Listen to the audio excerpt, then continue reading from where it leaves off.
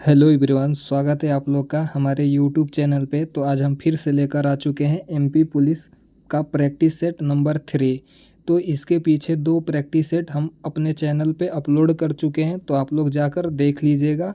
तो जितने भी भाई तैयारी कर रहे हैं तो उनके लिए यह क्लास होने वाला है, जिसमें आप लोगों को जीके का 30 प्रश्न और साइंस का आप लोगों का 10 प्रश्न इस प्रैक्टिस सेट में देखने को मिलेगा।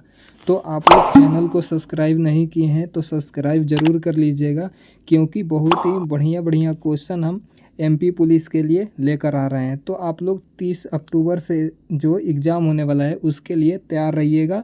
तो आप लोग पहला क्वेश्चन से आप देखिएगा और अपना आंसर भी मेरे साथ अगर पता हो तो देते रहिए। तो चलिए दोस्तों, पहला क्वेश्चन से अब स्टार्ट करते हैं और आप लोग वीडियो के अंत तक ज़रूर बने रहिएगा। देखिए दोस्तों, क्वेश्चन 1 क्या है। भारत ने अपना पहला परमाणु परीक्षण कब एवं कहाँ किया था। आप लोगों को ऑप्शन पढ़ के आंसर बताना है कि भारत ने अपना पहला परमाणु परीक्षण कब और कहाँ पे किया था। तो देखिए दोस्तों, आप लोगों को पता होगा कि पहला पोखरण में तो हुआ था, बट किस डेट को हुआ था यह आप लोगों को पता नहीं होगा।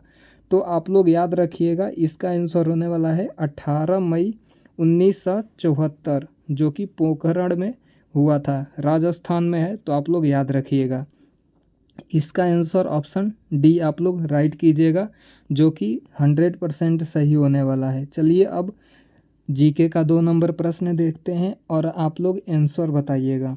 पढ़िए, क्वेश्चन क्या है। भारत के संविधान के अंतर्गत आर्थिक योजना विषय है। आप लोगों को बताना है कि आर्थिक योजना भारतीय संविधान के किस विषय का यानी कि सूची है। तो आप लोगों को ऑप्शन पढ़ के आंसर देना है। आप लोग इसका आंसर बताइएगा क्या होगा।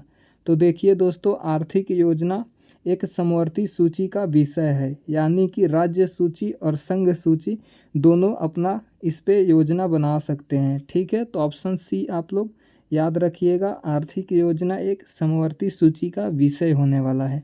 आप लोगों को अच्छा से समझ में आ चुका होगा। अब चलते हैं 3 नंबर प्रश्न। देखिए क्या है। भारत का पहला फील्ड मार्शल कौन था। बताइए आप लोग कि भारत का पहला फील्ड मार्शल कौन था। तो आप लोगों को बता दें, एमपी पुलिस का अगर आप लोग तैयारी अच्छा से करना चाहते हैं तो डेली क्लास अपलोड होता है, आप लोग ज़रूर देखिएगा। क्वेश्चन आप लोग पढ़ लिए होंगे और आप लोग का आंसर भी आ रहा होगा।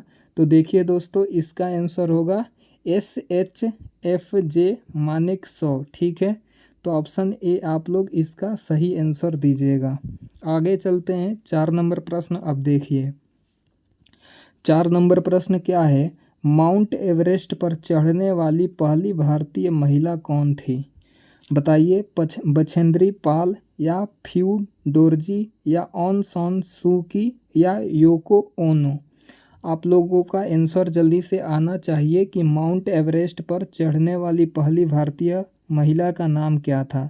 तो देखिए दोस्तों, याद रखिएगा, उनका नाम था बछेंद्री पाल। ठीक है, ऑप्शन ए आप लोग याद रखिएगा।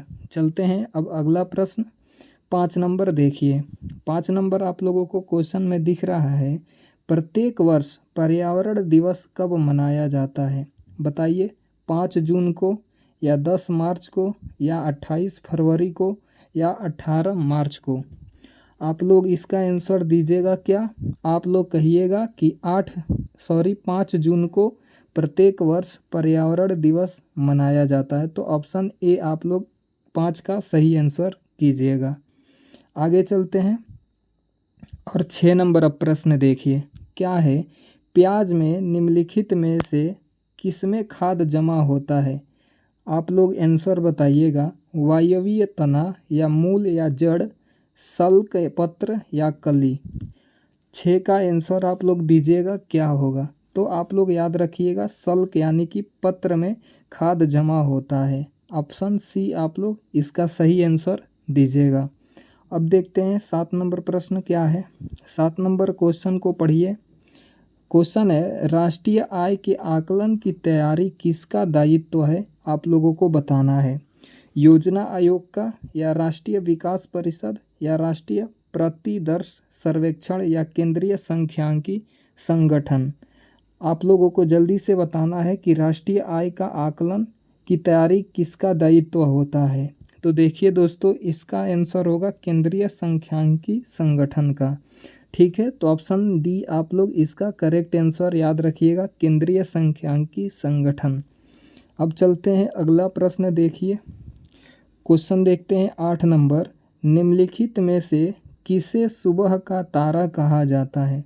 बताइएगा, शनि को या बृहस्पति को या मंगल को या शुक्र को। 8 का आंसर आप लोग दीजिए कि सुबह का तारा किसे कहा जाता है। तो दोस्तों आप लोग इसका सही आंसर दीजिएगा, क्या? शुक्र को सुबह का तारा कहते हैं। तो ऑप्शन डी आप लोग इसका करेक्ट आंसर याद रखिएगा, शुक्र ग्रह। आगे चलते हैं और 9 नंबर प्रश्न अब देखिएगा। 9 नंबर क्वेश्चन क्या है? निम्न में से कौन सी विश्व की सबसे लंबी नदी है? बताइएगा, अमेजन या यांगसी क्यांग या नील या मिसिसिपी। तो देखिए, विश्व का सबसे लंबी नदी का नाम है नील नदी। ठीक है, तो ऑप्शन सी आप लोग इसका सही आंसर दे रहे होंगे, क्या? नील नदी।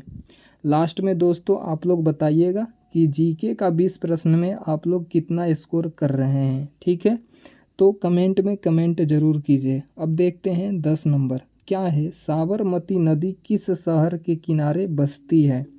जल्दी से आप लोग बताइएगा कि साबर नदी किस शहर के किनारे बहती है, उसका नाम बताना है। ऑप्शन को हम पढ़ते हैं, मुंबई या हैदराबाद या अहमदाबाद या विजयवाड़ा।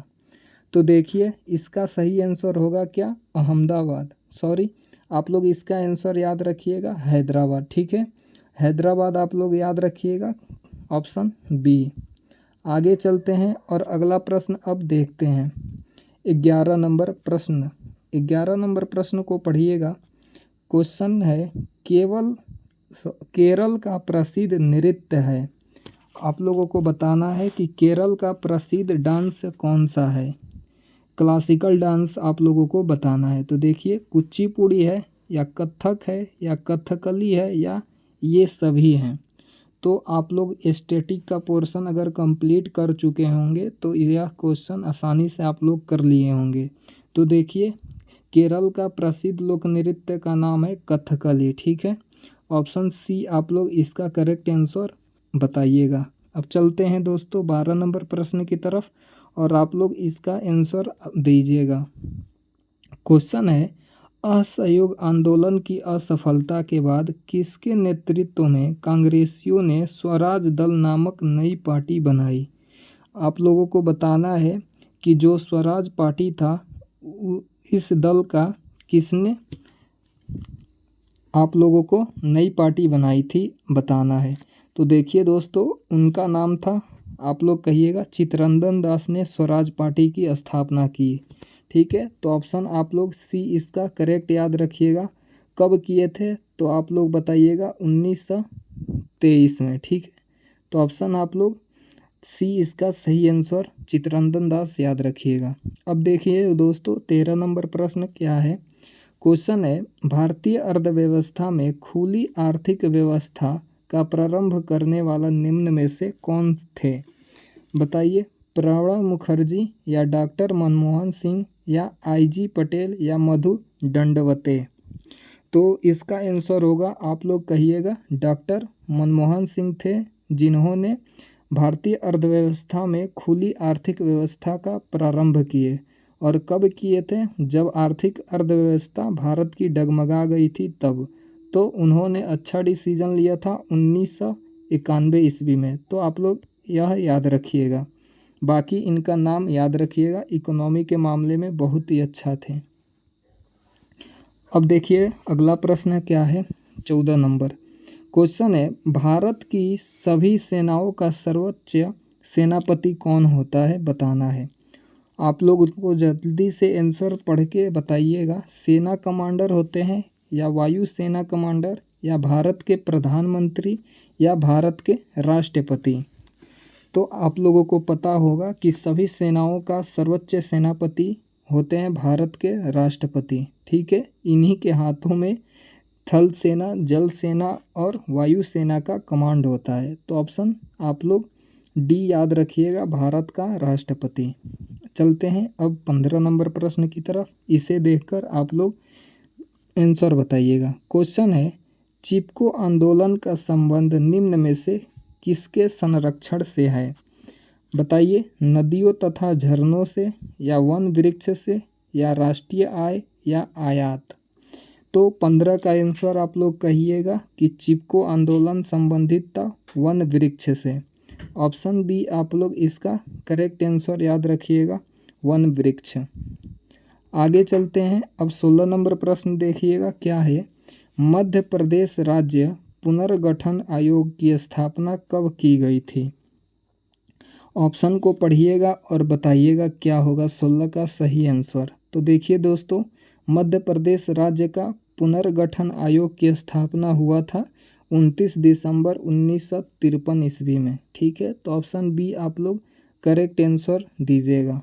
चलते हैं अब आगे। अगला प्रश्न देखिए 17 नंबर। मध्य प्रदेश राज्य में सर्वाधिक शुद्ध कृषक भूमि किस जिले में है? बताना है आप लोगों को। उज्जैन में, इंदौर में, या हुसैनाबाद में, या जबलपुर में। तो इसका आंसर आप लोग कहिएगा, उज्जैन में मध्य प्रदेश राज्य में सर्वाधिक शुद्ध कृषिक भूमि उपलब्ध है। ठीक है, तो ऑप्शन ए आप लोग उज्जैन सही कीजिएगा। अब देखते हैं 18 नंबर प्रश्न। पढ़िएगा, मध्य प्रदेश का लगभग कितना भाग वनाच्छादित है, यानी कि वन से घिरा हुआ है? आप लोगों का आंसर जल्दी से आना चाहिए कि इसका क्या आंसर होगा। तो देखिए, मध्य प्रदेश का लगभग 1/3 भाग वनों से घिरा हुआ है, यानी कि ऑप्शन बी आप लोग करेक्ट आंसर दीजिएगा। सर्वाधिक वन वाला राज्य भी आप लोगों कह सकते हैं। अब देखिए 19 नंबर। मध्य प्रदेश राज्य में किस स्थान पर रेलवे स्लीपर का निर्माण किया जाता है? बताइए आप लोग कि क्या होगा इसका आंसर। मधुबनी में, बुधनी में, या वनखेड़ी में। ए और बी दोनों होगा, या इनमें से कोई नहीं। तो इसका आंसर आप लोग कहिएगा, बुधनी में और वनखेड़ी दोनों में क्या होता है, रेलवे स्लीपर का निर्माण होता है। तो ऑप्शन आप लोग सी याद रखिएगा। अब देखिए जीके का यह आखिरी प्रश्न 20 क्वेश्चन होने वाला है, तो इसके बाद साइंस का भी आप लोग देखिएगा। तो इसका आंसर आप लोग बताइए क्या होगा। क्वेश्चन है, मध्य प्रदेश में 11वीं पंचवर्षीय योजना में विकास दर कितना निर्धारित की गई है? तो आप लोग इसका आंसर डायरेक्टली याद रखिएगा, 7.6। ठीक है, तो ऑप्शन ए इसका करेक्ट आंसर होने वाला है, 7.6%।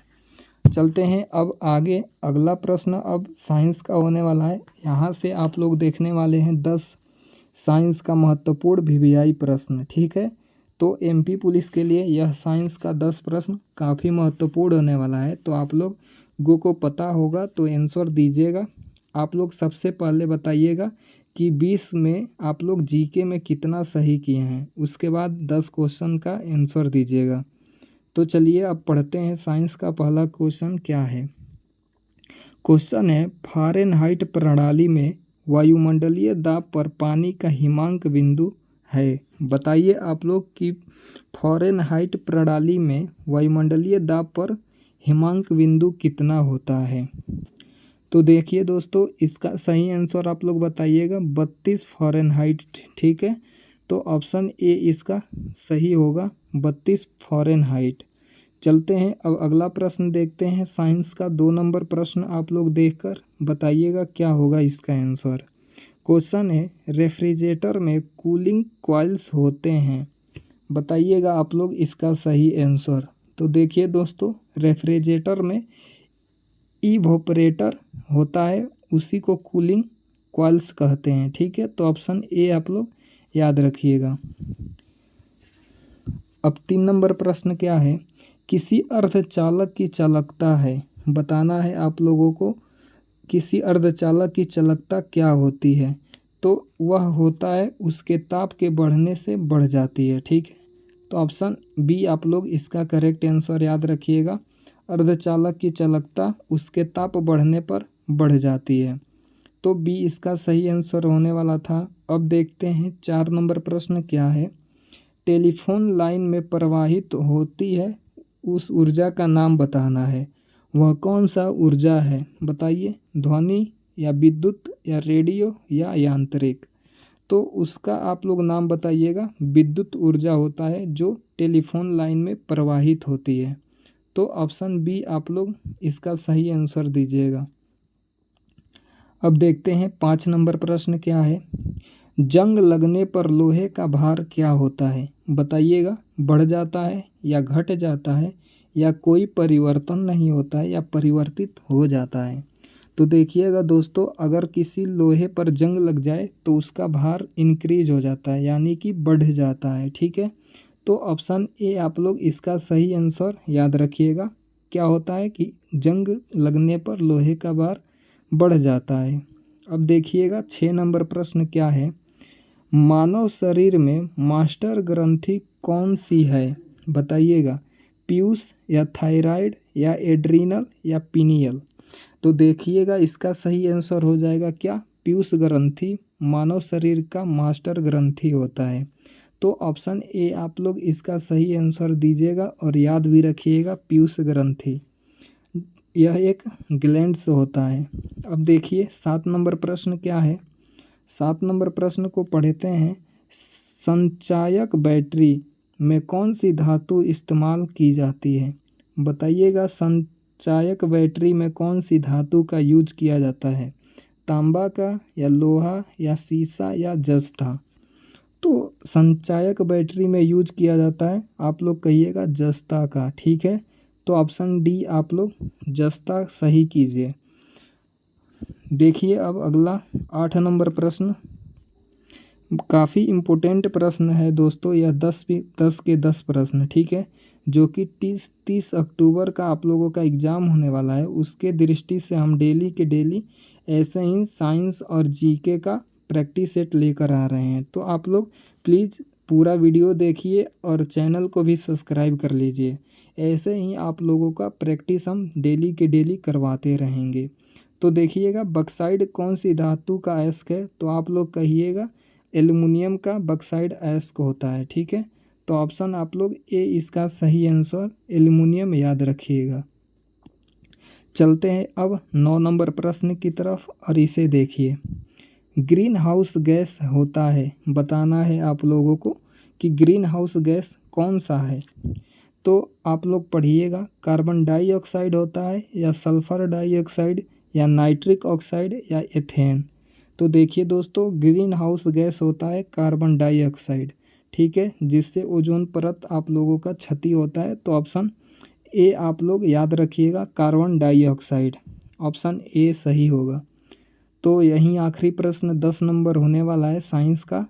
तो इस प्रैक्टिस सेट का अच्छा से प्रश्न आप लोग देख लो ये होंगे। और अब 10 नंबर प्रश्न है, मूत्र बनता है बताना है।